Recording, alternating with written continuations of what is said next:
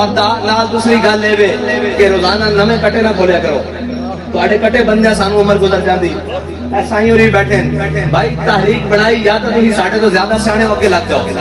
میں اتنے بہ جانا تانوں اتنے کھڑا کر دینا، تسی اگے لگو، جے دس دیتا گیا تو پھر جڑا بھی تہاڈا امیر ہوے اس دی اطاعت کرو،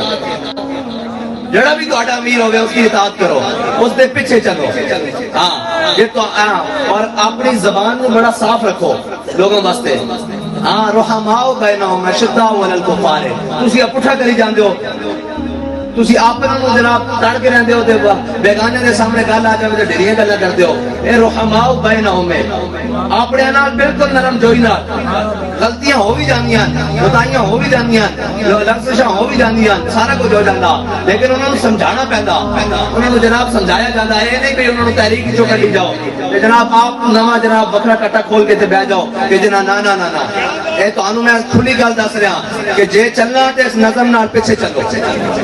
بالکل بابا جی تو ہمیں ساری چیزاں دے کے گئے تے نال تحریک بھی دے کے گئے، جس طرح میں اس کا وارث ہوں اس طرح ہر کسی بندہ بھی وارث ہو۔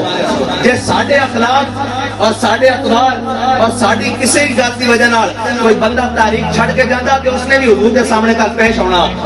اور بندہ سامنے ہو جائے گا یا رسول اللہ میں تہاڈے دین واسطے آیا سا، انہیں مینوں اپنے اخلاق کی وجہ نال تہاڈے دین کو دور کیتا۔